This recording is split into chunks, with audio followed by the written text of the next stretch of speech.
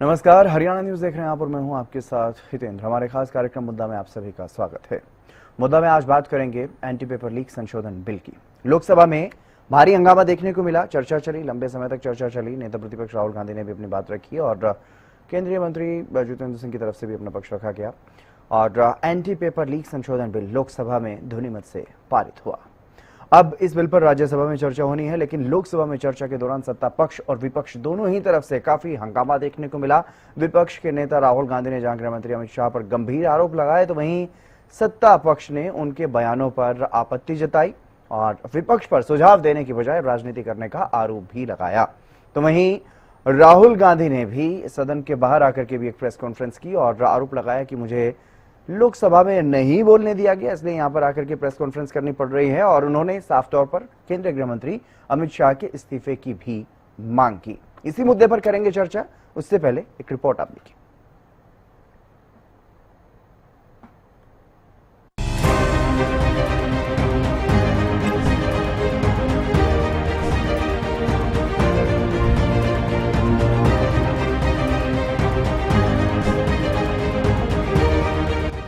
लोकसभा में anti paper leak bill पर काफी हंगामा देखने को मिला। सत्ता पक्ष और विपक्ष में काफी नोकझोंक हुई। चर्चा के दौरान नेता विपक्ष राहुल गांधी ने सत्ता पक्ष के भारी शोर शराबे के बीच अपनी बात रखी। उन्होंने लोकसभा में एक छात्रा से बातचीत के आधार पर इडियट और अंधभक्त जैसे शब्दों का इस्तेमाल किया। केंद्रीय गृह मंत्री अमित शाह पर भी गंभीर आरोप लगाए, जिसके बाद सत्ता पक्ष की ओर से राहुल गांधी के शब्दों का जोरदार विरोध हुआ। केंद्रीय मंत्री जितेंद्र सिंह ने लोकसभा में बिल पेश करते हुए कहा कि इस महत्वपूर्ण बिल पर चर्चा करने और सुझाव देने के बजाय विपक्ष सिर्फ राजनीति कर रहा है। Sir, the Home Minister authorized the shooting of our students, sir. He put pellets into the blood of our students. He ordered the students of India to be shot. जिनका एक रुतबा रहता है, उनको ये बेसिक पार्लियामेंट्री नॉर्म्स की जानकारी नहीं, और इसलिए जब वो कहते हैं कि मैं किसी व्यक्ति विशेष के बारे में ये शब्द इस्तेमाल नहीं कर रहा, तो कई बार ये शंका होती है कि क्या वो छात्रों के लिए कर रहे हैं। और अगर ये बच्चे जो हमारा भविष्य भी है, हिंदुस्तान का मुस्तकबिल भी और विकसित भारत के उज्जवल नागरिक भी, यानी उनको अगर इडियट कहा जाए तो इससे और ज्यादा दुर्भाग्यपूर्ण कुछ नहीं। मुझे ये भी हैरानगी है कि नेता प्रतिपक्ष को सार्वजनिक जीवन और प्रशासनिक प्रणाली की जो बुनियादी बिंदु है, उनकी जानकारी का भी अभाव है। वहीं इस मामले में कांग्रेस नेता राहुल गांधी ने एक प्रेस कॉन्फ्रेंस भी की और केंद्रीय गृह मंत्री अमित शाह के इस्तीफे की मांग की। This is the man. Take a good look at him. This is the man who is responsible for what happened to you. Of course, he takes his orders from the Prime Minister, but this is the man who beat you, who thrashed you, who humiliated you, who shot you with pellet guns. All I'm saying is, be clear. Shah must go. There's no ambiguity here. There's no confusion. The person who has done this, he has shot our students. He's going to be held accountable today or tomorrow. बहरहाल तमाम नोकझोंक और हंगामे के बीच anti paper leak संशोधन bill Lok Sabha में पारित हो गया है। ध्वनिमत से ये बिल पास हुआ, जिसके बाद लोकसभा की कार्यवाही को स्थगित किया गया। अब इस बिल पर राज्यसभा में चर्चा होगी, लेकिन लोकसभा में इस बिल पर चर्चा के दौरान छात्र हित से ज्यादा सियासत नजर आई। Bureau report, Haryana news.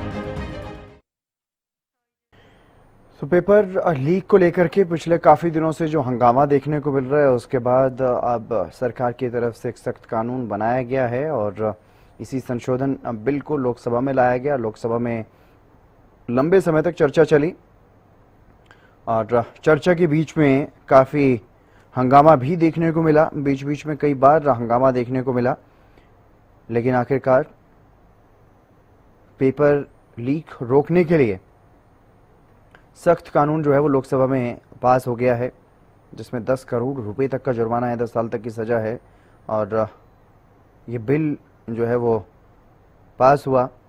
अब राज्यसभा में इस पर चर्चा होगी। लोकसभा में पेपर लीक से जुड़ा लोक परीक्षा अनुचित साधनों की रोकथाम संशोधन विधेयक पास हुआ। काफी हंगामा जो है सत्ता पक्ष और विपक्ष की तरफ से देखने को मिला। लोकसभा में राहुल गांधी करीब 50 मिनट तक बोले। विपक्ष के हंगामे के बीच ये बिल पास हुआ है।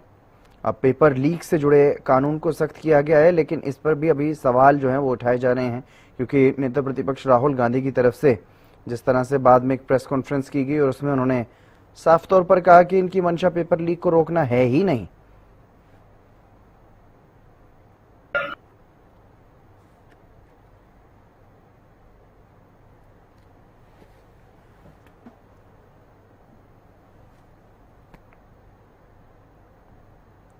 और चलिए इसी मुद्दे पर चर्चा करेंगे। मेरे साथ कुछ खास मेहमान जुड़ गए हैं, आपसे परिचय करवा देते हैं। वैशाली तोमर जी भारतीय जनता पार्टी की तरफ से हमारे साथ जुड़ चुकी हैं। बजरंग दास गर्ग जी कांग्रेस प्रवक्ता हमारे साथ जुड़ गए हैं और ओंकार जी इनेलो से हमारे साथ जुड़ चुके हैं। राजेंद्र जादव जी वरिष्ठ पत्रकार भी हमारे साथ जुड़ चुके हैं। जादव साहब, सबसे पहले मैं आप ही की तरफ रुख कर लेता हूँ, क्योंकि पेपर लीक छात्रों से जुड़ा हुआ मुद्दा, युवाओं से जुड़ा हुआ मुद्दा, इस पर पिछले कई दिनों से काफी कुछ देखने को मिल रहा है। चाहे प्रदर्शन की बात करें, जंतर मंतर पर जो हुआ, संसद चलो मार्च के दौरान लाठीचार्ज भी हुआ, उसके बाद पीएम मोदी कई बार सोशल मीडिया पर आए, छात्रों को समझाने की कोशिश की, डायरेक्ट और इनडायरेक्ट तरीके से सख्त कानून लाने की बातें कही गई। लोकसभा में काफी लंबी चर्चा भी चली, लेकिन आपको क्या लगता है, क्या तस्वीर लोकसभा में देखने को मिली?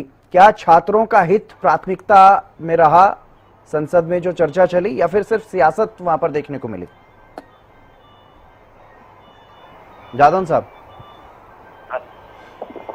किसी भी मुद्दे को आप सियासत से मुक्त नहीं कर सकते जी। कारण क्या है, लोकतंत्र है, सरकार है, विपक्ष भी है, और जब मुद्दा आ जाता है जहां आम आदमी का इन्वॉल्वमेंट हो गया उस आंदोलन में, आम युवा और छात्रों का इन्वॉल्वमेंट हो गया, फिर विपक्ष भी जो है बीच में कूद गया, तो वो राजनीति से तो सियासत से तो हम मुक्त कर नहीं सकते। लेकिन ये है कि ये मुद्दा जो है पिछली पीढ़ी से ही गरमाया हुआ था, कोई इसी बार इस तरह से गरमाया नहीं, गरमाया हो ऐसा नहीं हुआ, पिछली बार भी गरमाया। तो मुझे लगता है कि पिछली बार भी सरकार ने नकल रोकने के लिए और जिस तरह का लीकेज वगैरह रोकने के लिए जो है कानून तो बनाया था, लेकिन इतना सख्त नहीं था, और वो सिलसिला जब पेपर लीक का सिलसिला थमा नहीं तो सरकार और सख्त प्रावधान लेके आ गई। अब ये सब देखने की बात है, ये लोग जो है, लोगों की नीयत, लोगों का लालच और लोगों की जो है एक तरह से डिसऑनेस्टी, अगर वो ज्यादा हावी होती है तो हो सकता है कि कानून भी जो है उनको ना रोक पाए। ये तो देखने की बात है कि देखिए आगे क्या होता है। ये सख्त जो है प्रावधान, ये जो है बेईमानी करने वाले डिसऑनेस्ट लोग जो हैं, जो लालची हैं पैसे के, जो जिससे भी अर्निंग करते हैं वो पेपर लीक करके और पेपर बेच के, तो वो सब जो है, या जो शॉर्टकट से जो है पद हासिल करना चाहते हैं और हायर एजुकेशन इंस्टीट्यूशंस में जाना चाहते हैं, तो उनकी जो है ईमानदारी अगर नहीं जागृत होती तो क्या कह सकते हैं कि ये कानून भी कितना रोक पाएंगे। लेकिन ठीक है कि अब संसद में, लोकसभा में इस पर चर्चा हुई, पारित हो गया बिल, और अब ये है राष्ट्रपति जी के हस्ताक्षर होते ही कानून लागू हो जाएगा। लेकिन ये है कि शासक भी देखने को मिली, छात्रों पर जो लाठीचार्ज वगैरह हुआ है उसको लेकर चर्चा हुई, और सीधे उन्होंने होम मिनिस्टर पर आरोप लगाया कि इन्होंने जो है लाठीचार्ज करवा दिया, गोली चलाने का आदेश दे दिया। तो उसको लेकर जो है काफी चिंता हुई, और सरकार, सत्ता पक्ष की तरफ से, सरकार की तरफ से कहा गया कि आप इस तरह का डायरेक्ट आरोप नहीं कर सकते। लेकिन अब सवाल ये है कि वैसे तो मजिस्ट्रेट ऑर्डर करते हैं कोई भी बल प्रयोग के लिए, होता तो डायरेक्ट जो है मजिस्ट्रेट जिम्मेदार होते हैं उसके लिए, और पुलिस अधिकारी भी जिम्मेदार होंगे। लेकिन ये फिर भी बगैर सरकार की मर्जी के तो होता है क्या? मजिस्ट्रेट भी सरकार के अंडर में ही काम कर रहे हैं। सरकार अगर चाहेगी तो कोई लाठीचार्ज नहीं होगा, सरकार में अगर चाह ढील दी तो कोई लाठीचार्ज भी हुआ। अब उसमें अगर सुप्रीम कोर्ट में फैसला हो गया, सुप्रीम कोर्ट में सुनवाई चल रही है, और उन्होंने कहा कि अभी जो छात्र के खिलाफ कोई मुकदमे नहीं है, वो आंदोलन में थे, तो उन पर कोई कार्रवाई ना की जाए, और जिनके खिलाफ पहले से FIR वगैरह दर्ज है, जिनका कोई क्रिमिनल रिकॉर्ड है, उन पर जो है उनको माफी नहीं हुई। इस तरह का है ये सारा मामला। अब ये राजनीतिक बहस तो चलती रहेगी। आज भी संसद में काफी बहस हुई, इसके बाद भी राहुल लोग जो नेता विपक्ष है, राहुल गांधी, उन्होंने कहा कि मुझे पूरा बोलने का मौका नहीं मिला। हालांकि उन्होंने काफी गंभीर आरोप भी लगाए, तो उन्होंने कहा कि गृह मंत्री ने जो है ये आदेश दिया लाठीचार्ज का और बल प्रयोग का, हुआ था, उन्होंने फायरिंग के भी आरोप लगाए थे। सरकार हालांकि फायरिंग से इनकार कर रही है। तो बाकी ये क्या देखते हैं कि जो जांच अगर विधिवत रूप से कोई न्यायिक जांच हो तो सारा सामने आए कि कैसे क्या हुआ है, सारी स्थिति सामने आ जाए। अब सरकार का भी है कि सरकार क्या रोक रही थी, स्टैंड लेती है विपक्ष के आरोपों को देखते हुए। तो ये है कि कानून जो है पारित हो गया है और कानून लागू होगा। तो देखते हैं कि ये भी हम अपने साथ कोई भी स्टेप सरकार लेती है या कोई भी लीगल स्टेप लिया जाता है वो हमेशा एक्सपेरिमेंटली होता है कि हम कितना अचीव कर पाएंगे, ये देखने की बात है। ठीक है, ये कानून पारित हुआ है तो देखना है कि अभी तो राज्यसभा में चर्चा होनी बाकी है, लोकसभा में ही सिर्फ पारित हुआ है, लेकिन लोकसभा की चर्चा को लेकर के ही हम बात कर रहे हैं। बजरंग दास गर्ग जी, कांग्रेस की तरफ से अभी केंद्रीय शिक्षा मंत्री का तो इस्तीफा हुआ ही है ताजा, अभी क्या सारे मंत्रियों के इस्तीफे करवा देंगे? अब आप केंद्रीय गृह मंत्री अमित शाह के पीछे पड़ गए। कोई किसी के पीछे नहीं पड़ता जी।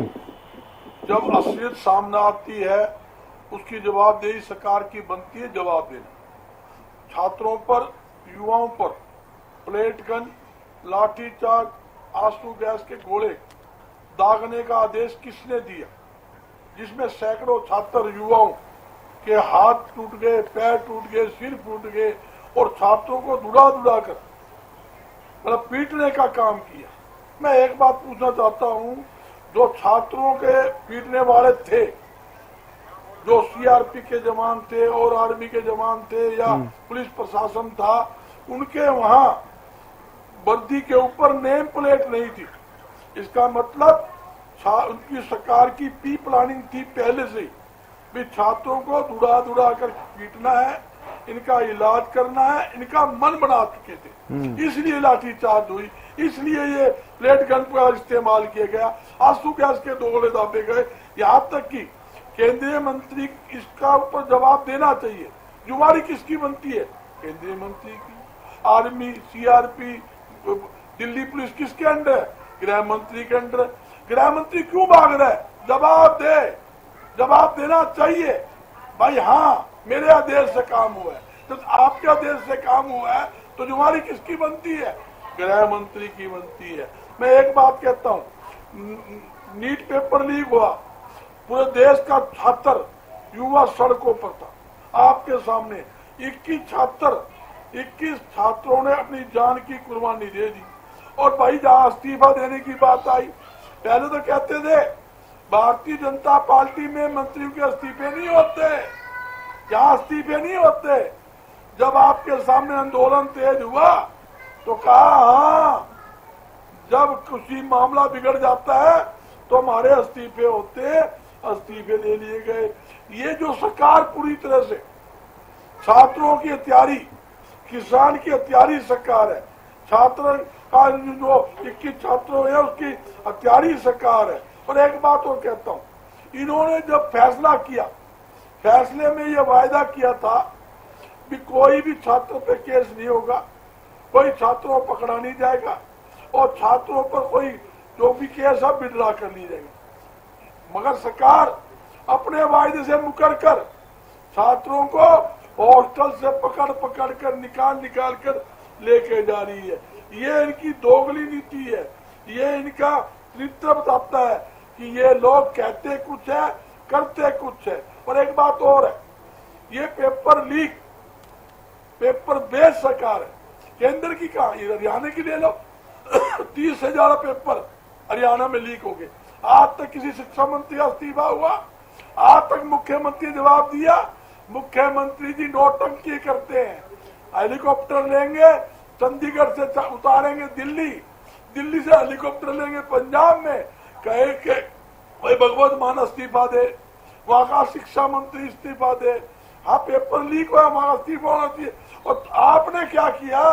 आप तो बता दीजिए, 30 से ज्यादा पेपर आपके हरियाणा में लीक हुए, आपने किसका इस्तीफा लिया? आपने आज तक उसका जवाब दिया? नहीं दिया, नहीं देंगे। शुरू से ये बात हुई थी पेपर लीक के ऊपर बहस कर लो, कोई बहस नहीं। कानून बने अच्छी बात है, सख्त कानून का हम खिलाफ थोड़ी है, सख्त कानून बने हम उसके हक में है।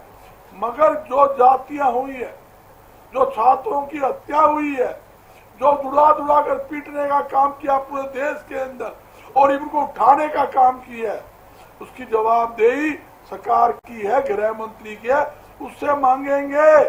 अगर नहीं जवाबदेही देगी इस्तीफा भी मांगेंगे। नहीं, इस्तीफा ही मांग रहे हैं राहुल गांधी। मुझे लगता है बजरंग दास जी आपने सुनी नहीं शायद प्रेस कॉन्फ्रेंस राहुल गांधी की। मैंने सुनी है प्रेस कॉन्फ्रेंस, स्पष्ट का इस्तीफा दे। ठीक। पर मैं कह रहा हूँ इस्तीफा मांगेंगे, इस्तीफा में क्या दिक्कत है? ठीक है ओंकार जी क्या इस्तीफों से सिस्टम सुधरेगा, या जो बात थी आज मुख्य रूप से जिस बात पर चर्चा हो रही थी, क्या उस बात पर सुझाव नहीं आने चाहिए थे कांग्रेस की तरफ से? क्योंकि ये कह रहे हैं राहुल गांधी सदन के बाहर आकर के प्रेस कॉन्फ्रेंस करके कह रहे हैं कि इनकी मंशा पेपर लीक रोकने की है ही नहीं। ये पेपर लीक होने के बाद कार्रवाई की बात कर रहे हैं, पेपर लीक ना हो उसके लिए कोई कदम नहीं, लेकिन सुझाव कोई नहीं, सिर्फ कोरी सियासत नजर आ रही है, या फिर वाकई केंद्रीय गृह मंत्री अमित शाह का इस्तीफा होना चाहिए, ये उससे भी ज्यादा जरूरी है जिस बात पर आज चर्चा चल रही थी सदन में? हितेंद्र जी देखिए, सिस्टम तो तभी सुधरेगा जब सरकार चाहेगी। सरकार की मंशा थी रीनीट करवाया, सफल हुआ कि नहीं हुआ जी? जब मंशा थी तो रीनीट सफल हुआ। और मैं तो ये पूछना चाहता हूँ, 1855 में पहली बार लंदन में यूपीएससी का एग्जाम हुआ था, इंडियन सिविल सर्विस का। आईएएस और आईपीएस बनते हैं और बहुत सी सर्विसेज है। उसका कभी सुना आज तक एग्जाम लीक हुआ? कभी सुना आपने पेपर लीक हुआ? 1926 से इलाहाबाद में हुआ, पहली बार भारत में हो रहा है। आज तक किसी ने सुना? यूपीएससी 3 एग्जाम करती है मुख्य तौर पर, प्रीलिम्स, मेन और इंटरव्यू। इतनी सख्त कार्रवाई होती है, इंटरव्यू के 5 मिनट पहले तक व्यक्ति को नहीं पता होता उसका किस ग्रुप के पास उसका इंटरव्यू होने जा रहा है। सीक्रेसी होती है। ये बार बार पेपर लीक नहीं हो रहे, ये लीक करवा रही है सरकार। जो एक कहती है ना, पर्ची खर्ची बंद, पेपर लीक का कर लो प्रबंध, अटैची का कर लो प्रबंध। ये जो अटैची मिलती है ना सचिवालय से, ऐसे ही नहीं मिलती है। ऐसी कोई सरकार देखी आपने जिनके सचिवालय से अटैची मिली हो, करोड़ों रुपए मिले हो? ये इन्होंने खुद करवाई, खुद पेपर लीक करवाते हैं। और सबसे बड़ी बात, अब ये ढिंडोरा पीट रहे हैं, हम तो युवाओं के हितैषी हैं, हम युवाओं के हक में काम कर रहे हैं, कानून बना रहे हैं। बनाओ और सख्त बनाओ। 10 साल क्यों? फांसी की सजा दे दो, हम तो कहेंगे किसी गरीब का बच्चा वंचित ना रहे, पेपर लीक कभी ना हो, फांसी की सजा रख दो। 10 साल क्यों? ये कैसे किया इन्होंने? जब छात्राओं ने हलक तक डंडा दिया ना, हलक तक, तब आई इनके सचेत आंख खुली तब कि पेपर लीक के लिए सख्त कानून बनना चाहिए। 12 साल हो गए, क्यों नहीं बनाया? 150 से ऊपर पेपर लीक हो गया, आज तक तो इन्होंने नहीं बनाया। फिर लोकसभा लोकतंत्र का सर्वोच्च मंदिर है, जहां राजनीति होती है। वहां राजनीति होती है, सब्जी नहीं बेची जाती। क्या बेचता कोई सब्जी वहां पे?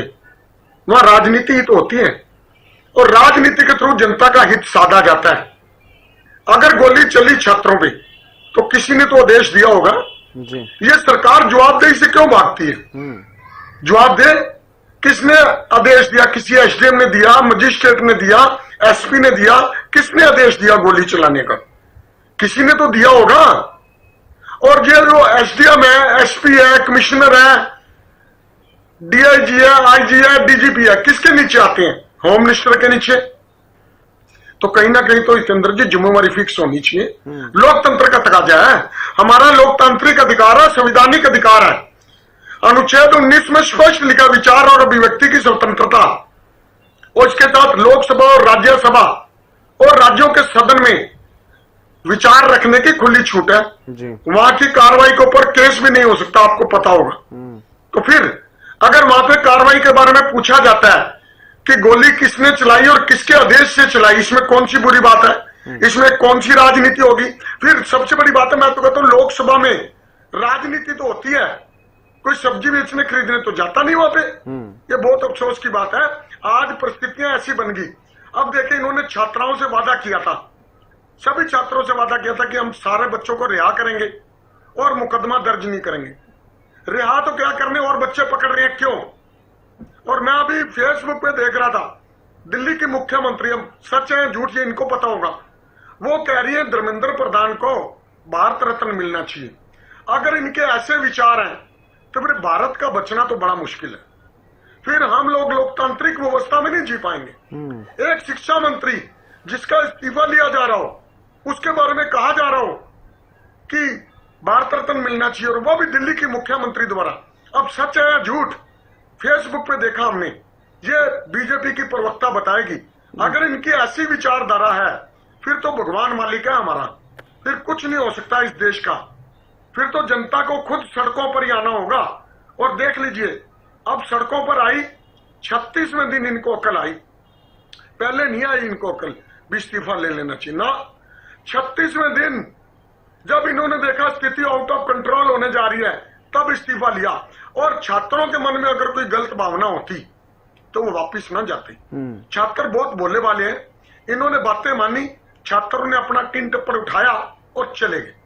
और मैं तो ईश्वर से प्रार्थना करूंगा इन बीजेपी वालों को सद्बुद्धि दें, ये भारत को नेपाल बनाने की कोशिश ना करें। इन्होंने कोई कसर नहीं छोड़ रखी। अब युवा हमारे शांत है, आपने देखा इतने दिनों से कोई बात हुई, बिल्कुल शांत है। उनको शांति रहने दो, उनके पढ़ने लिखने के दिन है, उसको अच्छी व्यवस्था दो, नौकरियां दो, रोजगार दो, उद्योग लगाओ, और पेपर लीक के कारण के लिए फांसी की सजा मुकर्रर कर दो। हमारे को कोई इतराज नहीं है, होनी चाहिए फांसी। ठीक है वैशाली तोमर जी, 10 करोड़ पेपर लीक तो रुकना ही चाहिए। पेपर लीक के लिए जो एक मिनट जी जितेंद्र जी, एक मिनट, जल्दी से पूरा कीजिए। प्रावधान किया गया जी, 10 करोड़ का प्रावधान किया गया।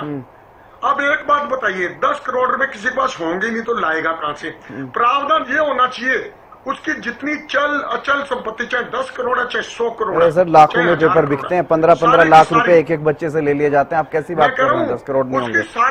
अगर कोई इस माफिया से जुड़ा हुआ है तो उसके पास 10 करोड़ से भी ज्यादा मिल जाएगा।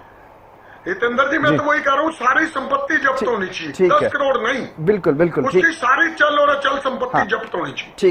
ठीक है, यही तो सवाल है सर कि विपक्ष ने इस तरह का कोई सुझाव नहीं दिया सदन में, जो आप यहाँ पर कह रहे हैं। और आप कह रहे हैं राजनीति करने के लिए ही मंच है, लेकिन जिस बात पर, मुद्दे पर चर्चा हो रही है उस पर तो अपने विचार रखने चाहिए, या अलग ही कुछ भी ले आते हैं। वैशाली जी, ठीक है सर। वैशाली जी, पेपर लीक रुकना ही चाहिए, इसमें कोई दो राय नहीं है, सख्त कानून भी बनना चाहिए। लेकिन विपक्ष की तरफ से जो सवाल उठाए जा रहे हैं कि ठीक है पेपर लीक पर आप कानून लेकर के आ रहे हैं, लेकिन पेपर लीक रोकने की आपकी मंशा नहीं है, पेपर लीक हो ही ना, ये चाहता है विपक्ष। और दूसरी बात, जो बर्बरता हुई छात्रों पर, जो लाठीचार्ज हुआ, जो लाठियों में कीलें थी, उसको लेकर के सवाल उठाए गए, जो पैलेट गन चली, जिसको लेकर के शुरुआत में इनकार किया जाता रहा कि पैलेट गन नहीं चली, लेकिन उसके बाद जब मेडिकल एविडेंस सामने आए तो उसके बाद माना भी गया कि पैलेट गन चली। उसके लिए जब जिम्मेदारी तय करने की बात आ रही है, केंद्रीय गृह मंत्री अमित शाह का इस्तीफा तक विपक्ष की तरफ से मांगा जा रहा है।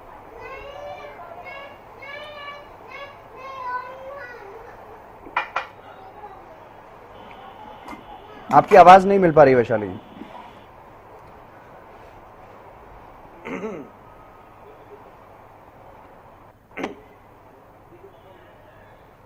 हितेन जी, आवाज आ रही है? जी जी, जिस तरह का अभी विपक्ष ने बातें कही, मैंने वो सारी बातें बहुत धैर्यपूर्वक और सारी सबकी चीजें सुनी, और मैं उस पर अपने जवाब देना चाहती हूँ। और मुझे उम्मीद पूरी है कि ये लोग भी धैर्य से मतलब जो जवाब है उसको सुनेंगे। राहुल गांधी जी के बारे में मैं इतना ही कहना चाहूंगी कि तुमने चाहा ही नहीं, हालात बदल सकते थे।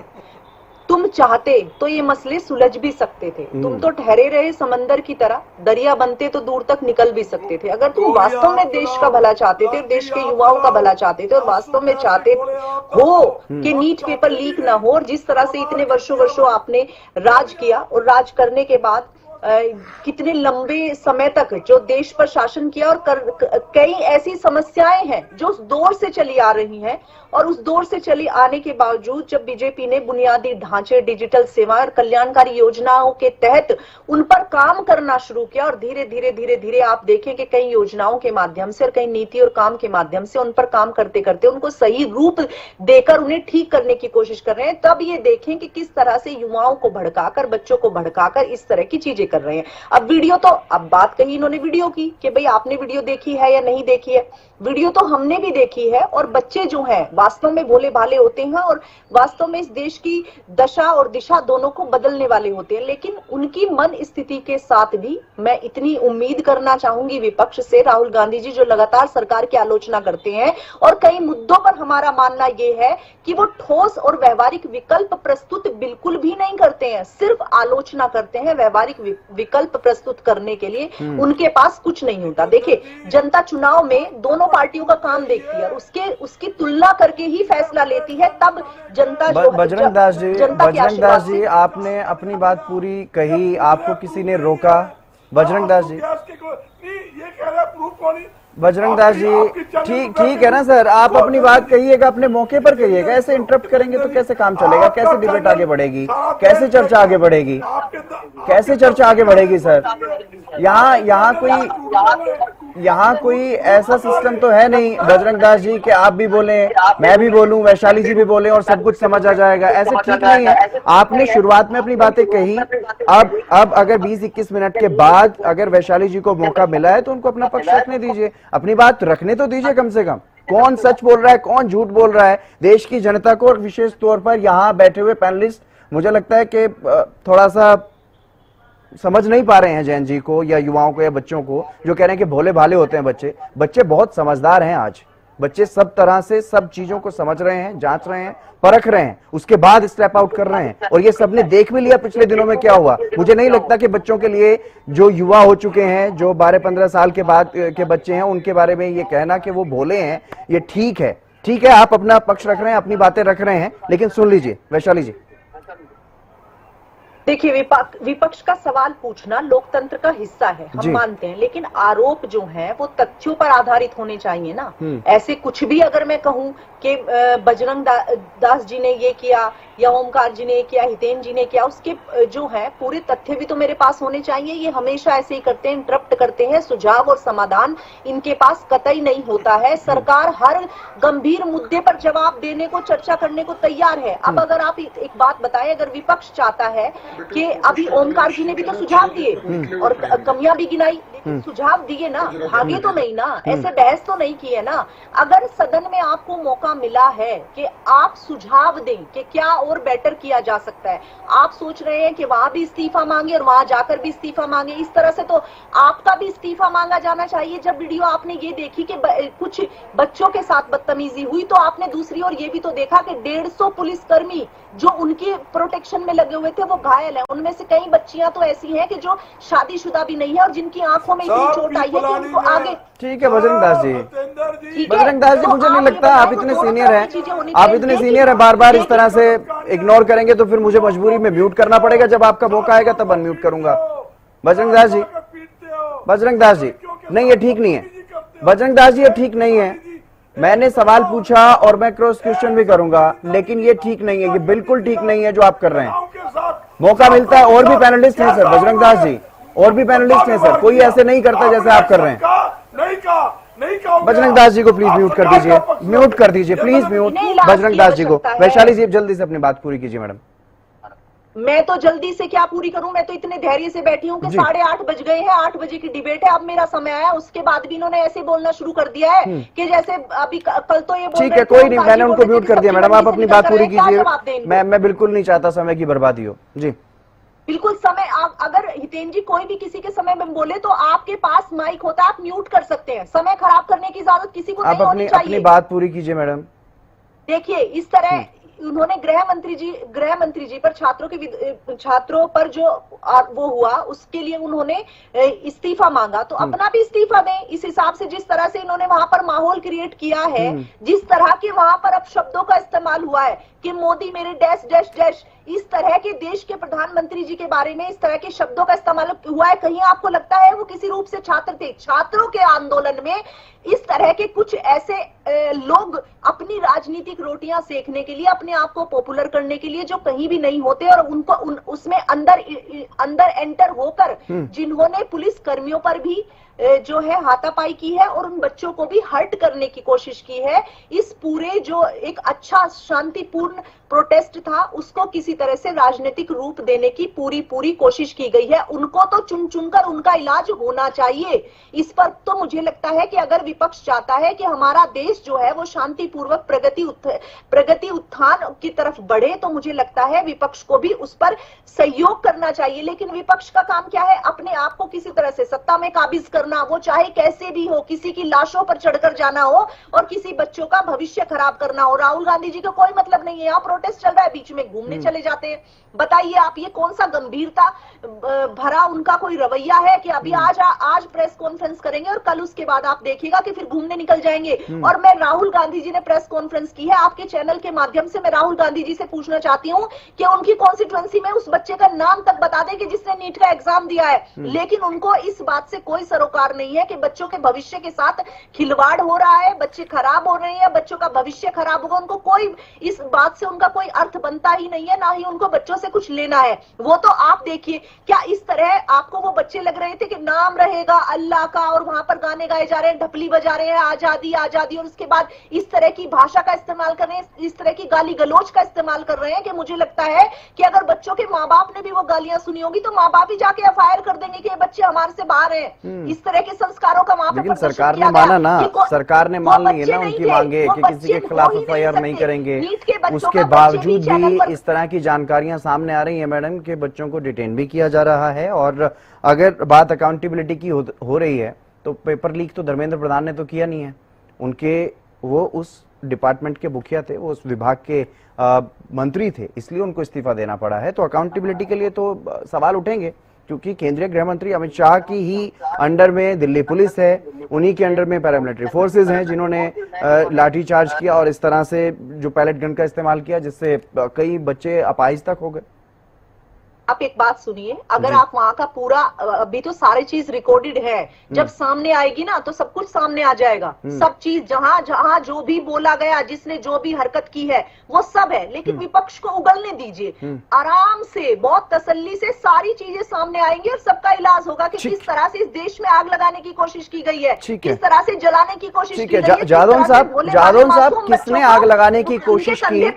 क्या जब संसद मार्च का आह्वान किया गया सीजेपी की तरफ से, क्या उस दौरान कुछ शरारती तत्व एक्टिवली घुसे या इम्प्लांट किए गए जो इस तरह की स्थिति बनी के पैरामिलिट्री फोर्सेस को वहां पर धीरे आंसू गैस के गोले और पैलेट गन का इस्तेमाल करना पड़ा? जादौन साहब मासूमियत के साथ प्रोटेस्ट कर रहे थे, उनके प्रोटेस्ट में कुछ राजनीतिक तत्वों ने, कुछ राजनीतिक लोगों ने अपने इसको पूरा खराब करने के लिए किस तरह की हरकतें की हैं, किस तरह से शामिल हुए हैं और किस तरह से इसको पूरा। जादौन साहब आप अपना जवाब दीजिए। जादौन साहब, मेरा सवाल आपसे था सर। ऐसा है जी कि जब वो संसद मार्च कर रहे थे, हाँ जी, उसी समय जो है बल प्रयोग की बजाय अगर बातचीत की जा सकती थी तो वो जो है उनके शिष्टमंडल को बुला के बातचीत की जाती, तो मुझे लगता है कि ये इतना बड़ा एपिसोड नहीं होता। अब राजनीति के लिए एक नया दरवाजा खुल गया, लाठीचार्ज हुआ और मैसेज गया और बल्कि इंटरनेशनली चला गया। फॉरेन के कई आसपास के हमारे देशों के अखबारों में भी, मीडिया में भी इस घटना को बड़ी प्रमुखता के साथ उठाया गया। तो ये सरकार की अब सूझबूझ पर है, सरकार को क्या वो बढ़ाया जाए। वो जो है वो तो शुरू में जब प्रदेश देश के अलग अलग शहरों में प्रदर्शन किए जा रहे थे, वो भी एक ऐसी स्टेज थी कि बात की जा सकती। तो ऐसा है कि निपटारा किया जा सकता था। इतनी बड़ी जो है सीरियस में इतनी गंभीर घटनाओं की जरूरत ही नहीं, तो कोई मौका ही नहीं मिलता। तो ये अब सरकार के ऊपर है कि वो किस तरह से ले।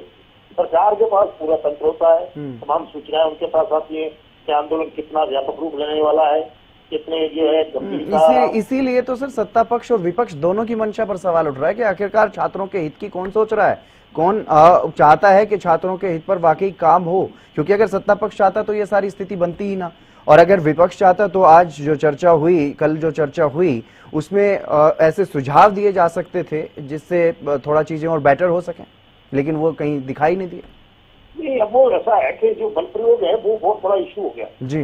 पेपर लीक रोकने के जो प्रावधान है, जो व्यवस्थाएं हैं, वो जो है पीछे चली गई। लेकिन हालांकि सरकार ने जो टास्क फोर्स बनाई है, जिसमें वो जो नंदन नीलकेणी को लिया है जी, जो विशेषज्ञ हैं कंप्यूटर क्षेत्र के जी, और वो जो अपने जो आधार वाली परियोजना थी उसमें भी वो थे, उससे जुड़े हुए थे, सारा उनकी देखरेख में ही हुआ था। तो मुझे लगता है कि वो टास्क फोर्स जो कुछ भी तकनीकी प्रबंध लेकर आएगी पेपर लीक रोकने के लिए, जो तकनीकी बंदोबस्त लेकर आएगी, वो उनसे उम्मीद की जा सकती है कि वो कारगर हो सकते हैं और आगे के लिए इस तरह का ना हो। देखिए, परीक्षाओं का बिल्कुल जो है निर्दोष होना, दोष रहित होना बहुत आवश्यक है। इम्पैक्टेबल होना चाहिए उनको, तो इसलिए जरूरी है कि उसी से योग्यता निर्धारित होती है और पूरे देश की जो है पूरी कार्यप्रणाली, भविष्य और सारे क्षेत्रों में, अलग अलग क्षेत्रों में जो योग्यताएं हैं, मेरिट है, वो उसी पर परीक्षा के आधार पर ही तय होती है। नहीं तो जरूरत ही क्या थी परीक्षा की, ऐसे ही प्रमोट कर दिए जाते थे, फिर जो है ऐसे ही काम चलाया जाता, किसी को भी चुन लिया जाता। परीक्षा बहुत निर्दोष होना, उसका बिल्कुल साफ सुथरा होना बहुत जरूरी है। और मुझे लगता है कि टास्क फोर्स कोई ऐसा कोई फॉर्मूला लेकर आएगी, कोई तकनीकी बंदोबस्त लेकर आएगी कि उससे जो है इस पर रोक लगाया जा सके। तो ये विपक्ष को भी अब बल प्रयोग के साथ साथ पेपर की लीक रोकने के लिए और क्या क्या बंदोबस्त हो सकते हैं, ऐसे कोई सुझाव अगर उनके पास है तो उनको लेकर आना चाहिए, सरकार के समक्ष रखना चाहिए। और अभी तो संसद में चल रहा है, राज्यसभा में भी इस बिल पर चर्चा होगी, जो विधेयक आया है, तो उसके दौरान भी उस पर चर्चा की जा सकती है। और वैसे भी ये है, अगर अभी सेशन चल रहा है तो कभी भी आप रख सकते हैं और सरकार के समक्ष कभी भी आप सुझाव दे सकते हैं। तो विपक्ष को भी कुछ इस तरह से जो है दोनों ही पहलुओं पर चर्चा करनी चाहिए। अगर बल प्रयोग पर चर्चा कर रहे हैं तो आप पेपर लीक को भी भविष्य में पेपर लीक रोकने के लिए भी जो भी उपाय और जो सुझाव आपके पास संभव है वो आप रखिए। बिल्कुल बिल्कुल से काम करें। बिल्कुल, बड़े बड़े विशेषज्ञ हैं कांग्रेस पार्टी में, ऐसा नहीं है मुख्य विपक्षी दल के पास। बजरंग दास जी, जो मुख्य तौर पर सुझाव रखे जाने चाहिए थे वो कहीं ना कहीं मिसिंग नजर आए विपक्ष की तरफ से। तो इस पूरे मामले में अब उम्मीद की जाए कि राज्यसभा में कम से कम मुख्य विपक्षी दल की तरफ से या बाकी विपक्षी सदस्यों की तरफ से वो महत्वपूर्ण सुझाव रखे जाएंगे ताकि आगे चल करके चीजें ऐसी ना बने, इस तरह से युवाओं को, परीक्षार्थियों को, बच्चों को परेशान ना होना पड़े, ऐसी सिचुएशन ना आए कि बच्चों को धरने पर बैठना पड़े। बजरंग दास जी, बात को घुमाई जा रही, मेरी आवाज आ रही चंद्र जी? जी चंद्र जी, बात को घुमाई जा रही। हमने किसी बिल का कोई विरोध नहीं किया, मगर मैं एक बात पूछना चाहता हूं, सरकार बच्चों पर फायरिंग करवाए, लाठी चार्ज करवाए, आंसू गैस के गोले दाबे, दुड़ा दुड़ा कर पिटे, हाथ पैर तोड़े, और सरकार ये उम्मीद करती है बच्चे कुछ भी ना बोले, बच्चे चुप रहे, मार खाते रहे। अरे कितने दिन मार खाएंगे आपकी? एक दिन, 2 दिन, आपने 5 दिन तक लगातार दिल्ली के जंतर मंतर पर आतंक बचाया, 5 दिन लगातार। बिहार के अंदर आपने क्या किया? मैं एक बात पूछना चाहता हूँ, जब कोई बात हो जाती है ना, वो बच्चों ने क्या कर दिया? वो तो आतंकवादी थे, मुसलमान थे, उन्होंने मुद्दा घुमाना है। मुद्दा क्या घुमाना है? मुद्दा बदल घुमाकर वो देश हित के ऊपर लाकर फेंक देते हैं। ये नहीं कहेंगे आपके राज के अंदर 750 किसान शहीद हो गए, आपने कहा था ये खालिस्तानी है, आतंकवादी है, 13 महीने बारिश, ओले, कितने बड़े संकट आए, किसान कस से मस नहीं हुए। प्रधानमंत्री कहते थे फिर किसी कानून किसी कीमत पर वापिस नहीं होंगे, जो कानून बन गए वो वापिस नहीं हुआ करते। ये प्रधानमंत्री जी की वर्डिंग थी। और यही प्रधानमंत्री जी, मोदी जी टीवी पर आकर क्या कहते हैं, मेरी गलती होगी भाई, मैं नहीं समझा पाया किसान को, 3 किसी कानून वापिस लेता हूँ। मैं ये पूछना चाहता हूँ, 750 किसान शहीद करवा कर आप कानून वापिस लेते हो, इसका मतलब आप दोषी हो। आप ये कानून पहले भी वापिस ले सकते थे, 750 जाने आप बचा सकते थे। आपने क्या किया किसानों के साथ? 20-20 फुट की खादियां खो दी। आज भी उनके बच्चे जेलों में बैठे, वायदा किया था किसान के केस वापिस होंगे, और ये भी वायदा किया था एमएसपी के ऊपर हम कमेटी बनाकर एमएसपी कानून देंगे। कहाँ है कमेटी? आज तक वह कमेटी नहीं बनी। और ये कहते हैं हम तो भी युवाओं के देशी है, ईमानदार सरकार है। मैं ये पूछना चाहता हूँ, एचपीएससी का चेयरमैन इनका ही था, जिसके ऑफिस के अंदर करोड़ों रुपए नकद घुस के पकड़े गए, ये कहते हैं हम ईमानदार है।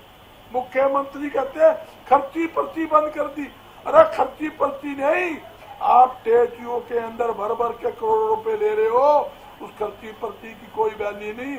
मैं एक बात और पूछना चाहता हूँ, हरियाणा में एक भी ऐसा सरकारी महकमा बता दो जहाँ बगैर रिश्वत लिए काम होता हो, तहसील में दलाल, नगर निगम भ्रष्टाचार का अड्डा, जीएसटी विभाग के अंदर भ्रष्टाचार, आबकारी कानून में भ्रष्टाचार, मार्केटिंग बोर्ड में खुले किसान की बोरी आती है, माल परचेज करने पर कट्टा 5 रुपए, उठान के नाम के पैसे, एफसीआई के गोदाम में लगान के पैसे, एक अनाज परचेज में 3 बार रिश्वत दी जाती है। प्रदूषण विभाग ले लो, मैं किस किस का नाम लूं। बजरंग दास जी, मैं कहना नहीं चाहता, बजरंग दास जी, मैं भी आपको कहना नहीं चाहता, रोकना नहीं चाहता बीच में, लेकिन आप इस तरह से जो पूरा एक पॉलिटिकल भाषण, जिस तरह से मंच पे कोई भाषण दे रहे हो, चुनाव की तैयारी कर रहे हो, आप भी ऐसे आते हैं सर, पेपर लीक पर चर्चा कर रहे हैं। बजरंग दास जी, मैं वही कह रहा हूँ। बजरंग दास जी, आपको तो मालूम है, आप हमारे साथ हर दिन जुड़ते हैं, लगभग हर दिन आप किसी न किसी डिबेट में होते हैं, हम हर दिन वही मुद्दे उठाते हैं जो आप उठा रहे हैं। सर, पेपर लीक पर छात्रों की बात पर जो संसद में हुआ, जो उसके बाहर कांग्रेस नेता ने कहा, मैं उस पर बात कर रहा हूँ।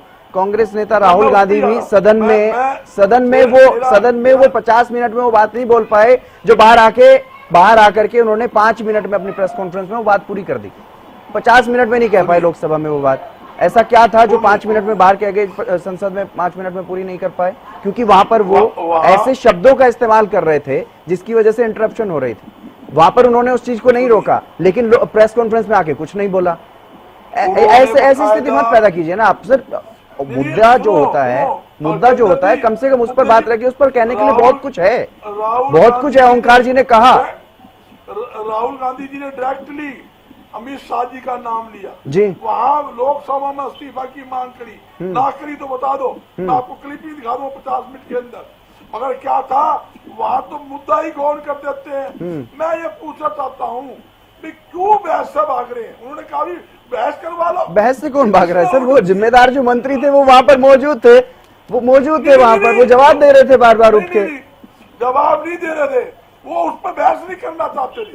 वो उस मुद्दे पे किसने भी ये प्लेट जलवाई, वहाँ इन्होंने इडियट बोला। ठीक है वैशाली जी, उस पर कोई मुद्दा की बहस नहीं। वो तो क्या था, सिर्फ उन पुराने मुद्दों को खत्म, सिर फोड़ दिए खत्म, गोलियां लगा की खत्म, कोई अपाही तो उस पर आप काम रोको प्रस्ताव अलग से भी तो लेकर के आ सकते हैं।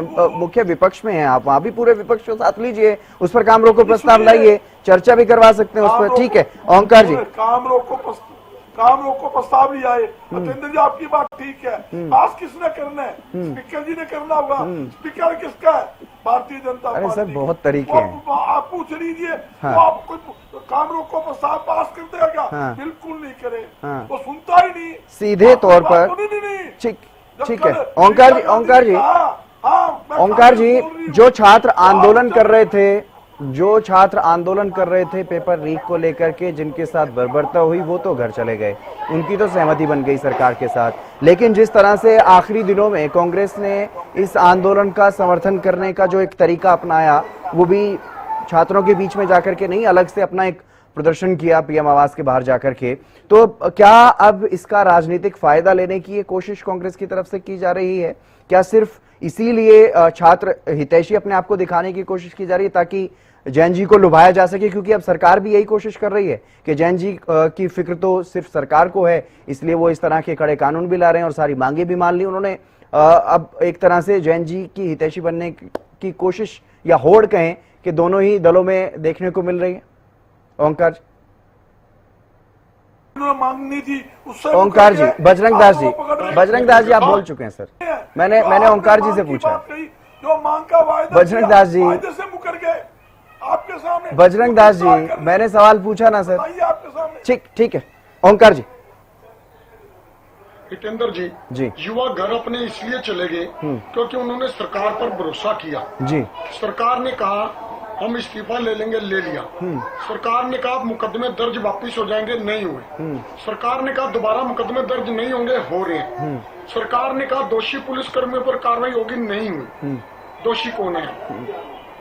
यहाँ अब युवा घर पे बैठे हुए जी तड़प रहे, अंदर अंदर उनका गुस्सा उबाल खा रहा है, शांत नहीं हो रहे वो।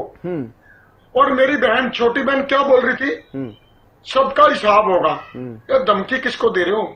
लोकतंत्र है, लोकतंत्र में धमकी देना ना करो, हिसाब तो तुम्हारा करेगी जनता।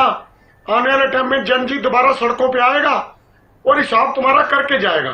किसको धमकी देंगे? ओंकार जी, लोकतंत्र ओंकार जी में यहाँ धमकियों पर से काम होता थोड़ा है। सा इंटरप्ट करना चाहूंगा आपको। ऐसे ऐसे लोगों को बढ़ावा भी तो नहीं दे सकते ना, जो लोग भीड़ जहां भी इकट्ठा नहीं, हुई सुनिए, वहीं पर जाकर के सुनिए। उपद्रव मचाना शुरू कर देते हैं। ऐसे भी तो बहुत सारे लोग हैं ना जो वहां पर पहुंचते थे, ऐसा है, कंवर जी। कुछ एक ग्रुप थे जो पहुंचते थे, इस तरह की गलत नारेबाजी वहां पर करते थे। ये भी तो सबके सामने है। इससे आंखें नहीं मोड़ सकते सर, हितेंद्र आंखें जी। नहीं बंद कर सकते इस चीज से भी। हितेंद्र जी, जी। कितने के लोग होंगे ऐसे, और किसको कहा जा रहा है हिसाब सबका होगा? किसको कह रहे हैं? जन जी को कह रहे हैं। नहीं, अरे जन जी उन्हीं को तुम्हारा कहा हिसाब जा रहा कर है, देगा। जिन्होंने इस तरह की हरकतें की सुनिए। वहां पर, उन्हीं को कहा जा रहा हितेंद्र जी, मेरे को बोलने दीजिए, जी। मेरे को बोलने दीजिए, मेरे को इंटरप्ट ना कीजिए।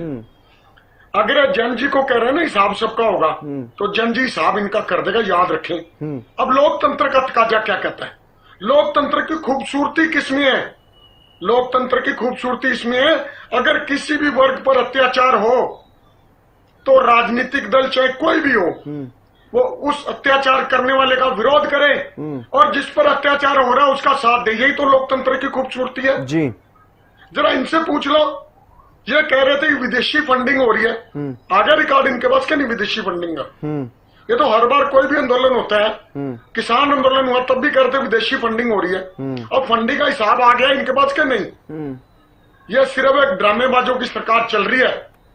और मैं अब भी कह रहा हूं, इनको सुधरना पड़ेगा, इनको लोकतंत्र के मानकों को मानना पड़ेगा।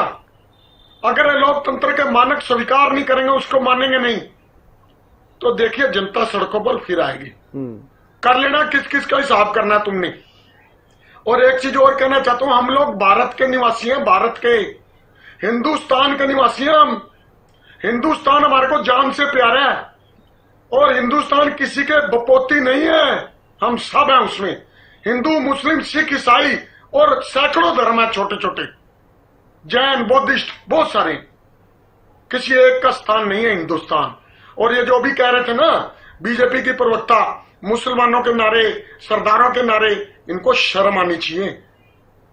ये सत्ता बपोती नहीं है, ये घूमती है। और लोकतंत्र का तकाजा है, सत्ता परिवर्तनशील है और परिवर्तन कुदरत का नियम है, व्यक्ति का नियम नहीं है। ये बदल नहीं सकता।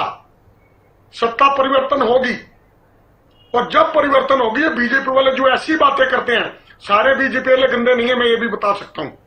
कुछ बीजेपी वाले जो धर्म की राजनीति करते हैं, जब सत्ता परिवर्तन होगी उनको छुपना भी पड़ेगा। उन लोगों को, जनता को मुंह दिखाने में शर्म आएगी कि हिंदू मुस्लिम क्यों करते हैं, क्यों हिंदू सिख करते हैं। और अभी हम भी कुर्बानी देने को तैयार हैं, आप भी कुर्बानी देने को तैयार हो। सारे धर्म हिंदुस्तान के हैं और खूबसूरती हमारी किसमें है? हिंदुस्तान में। हमारे भारत की प्रस्तावना क्या है? हम भारत के लोग भारत को एक लोकतांत्रिक पंथ निरपेक्ष राज्य बनाना चाहते हैं। यही तो है ना प्रस्तावना। तो आप क्या प्रस्तावना, जो संविधान की आत्मा है, उसको परिवर्तन करोगे क्या? क्यों हर बात पे हिंदू मुस्लिम क्यों होता है? मेरे को इस बात पे बहुत अफसोस होता है कि हम सब भारत के नागरिक हैं, हमें गर्व है। वैशाली हम जी, अपनी जान भी देंगे तो भारत के लिए देंगे, ठीक है हमें सर। गर्व है। ठीक है सर। हम वैशाली जी, आखिरी हिंदुस्तानी कमेंट हैं, मैडम। लेकिन हिंदुस्तान किसी की बपोती नहीं है। ठीक है सर। वैशाली जी, कितने ओमकार जी ने किस तरह से बात करी, लेकिन मैंने बहुत आराम से सुना। अब जब मैं जवाब दूं तो प्लीज थोड़ा धैर्य से सुन लीजिएगा, ठीक है? सही कह रहे हैं ओमकार जी, मैं तो बिल्कुल ओमकार जी की बात से सहमत हूं कि क्या नाम, जनता इलाज कर देती है, तो आज जो जितना भड़क रहे हैं उनका इलाज हुआ है, इसलिए वो भड़क रहे हैं, बैठे हैं। उनको ये भी पता है, जनता को, युवाओं को, छात्राओं को, उनको दुख नहीं है। उनको तो पता है कि भाजपा सरकार किस तरह से काम कर रही है, कैसे 50,000 सीट से MBBS की सीट बढ़ाई है, कैसे एक एम्स का कितना विस्तार किया है, कैसे युवाओं के लिए स्किल इंडिया मिशन के तहत 2015 में युवाओं को उद्योगों के अनुसार कौशल प्रशिक्षण देने की पहल की, कैसे स्टार्टअप इंडिया 2016 स्टार्टअप शुरू करके टैक्स छूट, फंडिंग सहायता और नियमों को सरल बनाने की जो कोशिश की और जो आगे लेकर आए, वो भाजपा सरकार लेकर आई। किस तरह से डिजिटल इंडिया सेवाओं का विस्तार किया, किस तरह से डिजिटल भुगतान का विस्तार किया, इंटरनेट कनेक्टिविटी, डिजिटल कौशल का विस्तार किया। युवाओं को तो सब कुछ पता है, सच में इलाज किया है युवाओं ने, जो आज ये लोग इतना भड़क रहे हैं और इनका इलाज हुआ है, बैठे हैं कोने में। और सच में मैं बताऊं ना, भाजपा ने कभी जब 2047 में देश बटा, जो 2047 में जब देश बटा तब भाजपा नहीं थी, तब भाजपा के लोगों ने देश को नहीं बांटा था। ठीक है, उसके बाद देश को बांटने का यही तो बात है, 2047 तो आया ही नहीं। अब एक बात बताएं हितेन जी, मैं इनके समय में बिल्कुल बोली नहीं हूं, लेकिन वैशाली जी ठीक है मैडम, इतना टाइम है नहीं कि पर्सनली किसी पर कमेंट करें, इतना टाइम है नहीं कि पर्सनली किसी पर कमेंट करें। मैं बस ये जानना चाहता हूं कि 2024 में भी एक कमेटी बनी थी, अब फिर से एक कमेटी बना दी गई है, क्या पेपर लीक से निजात युवाओं को मिलेगी, ये बता दीजिए। वही बता रही हूँ कि जो जिस तरह से कड़ी सजा का प्रावधान हुआ है, किस तरह से 10 करोड़ रुपए का प्रावधान हुआ है, किस तरह से फास्ट ट्रैक का प्रावधान हुआ है, ये उन बच्चों के लिए ही हुआ है। लेकिन अगर कोई भी गलत करेगा और बच्चों के कंधे पर रखकर बंदूक चलाने की कोशिश करेगा और बच्चों को आड़े करके अपनी राजनीति रोटियां सेकने का काम करेगा, उनका इलाज होगा। अभी फिर से बोल रही हूँ, इलाज होगा। और जो ये बैठे हुए तो कर दो, किसने रोका है? इलाज हुआ किसने रोका? सरकार तुम्हारी है, कर दो इलाज, जब ही बैठेंगे यहाँ कर दो इलाज।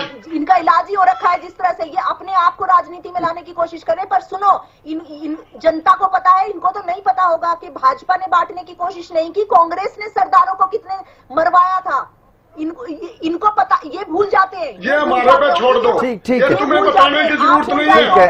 ठीक है, मैं नहीं चाहता इस तरह की बातें हो, इस तरह की बातें मैं नहीं चाहता। ठीक है, बहुत शुक्रिया वैशाली जी, बजरंग दास जी, ओंकार जी और राजेंद्र जादव जी, आप सभी का बहुत शुक्रिया इस चर्चा में जुड़ने के लिए। तो एंटी पेपर लीक को लेकर के चर्चा हुई सदन में, लोकसभा में पास हो चुका है ये बिल। चलिए बहुत शुक्रिया मैडम, बहुत शुक्रिया। तो एंटी पेपर लीक का जो संशोधन बिल है वो लोकसभा में पास हो चुका है, अब राज्यसभा में इस पर चर्चा होनी है। लेकिन जिस तरह से संसद में नोकझोंक देखने को मिली, जिस तरह से एक नया मुद्दा अब निकल करके आ गया है कि लाठीचार्ज जो हुआ, बर्बरता जो हुई छात्रों के साथ, उसको लेकर के अब राहुल गांधी ने एक नया ही राग छेड़ दिया है कि अब केंद्रीय गृह मंत्री अमित शाह को जाना होगा, उन्हें इस्तीफा देना होगा। देखना होगा सरकार इस पर किस तरह से रिएक्ट करेगी, क्या कुछ जवाब इस पर देते हुए नजर आएंगे। फिलहाल चर्चा में बस इतना ही, नमस्कार।